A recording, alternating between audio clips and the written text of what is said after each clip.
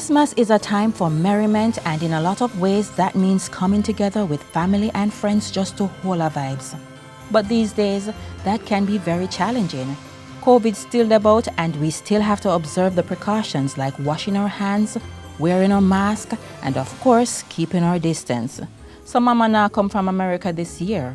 Uncle Clive stuck at England, and June over there in Spanish Town can't come to make her special potato salad. This isolation can make us sad and depressed. Our mental health is under pressure, but what can we do to maintain the vibes? There is a cost mentally and physically for prolonged social isolation. So any way you can help yourself to get connected with others, do so.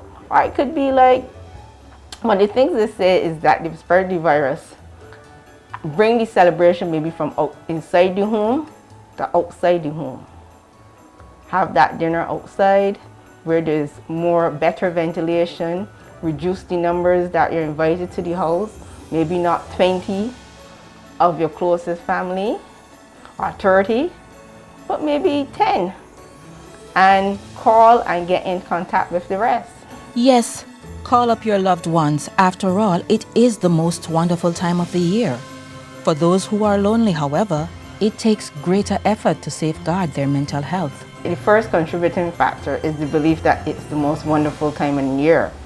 Then why do you feel this way?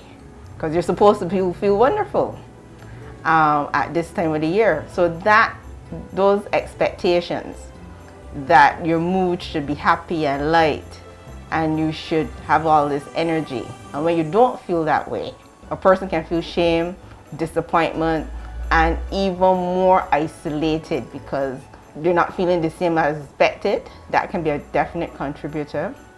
And then there are situational factors. If you can't get home because you're traveling, you're an immigrant, you're stationed here, or you're stationed away from home, that can make this time a very difficult time of year for many, many people. COVID-19 coupled with the strains of the holiday season can make things even harder. You may be asking, what are some things we can do to cope? Get vaccinated. That's one of the things we can do to cope. That is a mitigating factor to reduce the impact of the other mitigating factors, like the social isolation, the morbidity, or the mortality, the effect of the illness or how severe the illness is. So if you want to take a chance to go and see family and friends without worrying about, what may happen, that definitely can help reduce the fear of a negative outcome and what should be a time where you can gather and see your family freely. Barring that, you might still have to continue with the mitigating factors because the fact is COVID is here. And Christmas, the virus doesn't respect Christmas.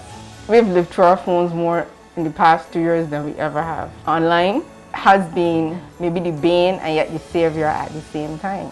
And using it just as if we've done for the last 364 days of the year, use it for Christmas. But what you need to do, remove the guilt and the sense of disappointment about using it during this season. It doesn't mean you have failed, it doesn't mean it isn't as good because you have to call or Zoom chat a loved one when you wish you were there in person.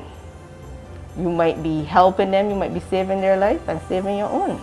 You've heard the expert. Reach out and connect virtually this Christmas. Spend time, cook, share meal ideas, reminisce about old times, teach the children old ring games or folk songs, dance and spread the joy and laughter. Open your gifts and let Grandma see you rocking that sweater she sent you. There are so many ways to make the holidays memorable and happy. And guess what? If you don't feel like cooking, order through one of our many food delivery services and pull out your pretty tablecloth, special plates, and fancy glasses. Maybe June can send you that potato salad from Spanish Town after all. Stay safe, stay connected, and thrive. Happy holidays!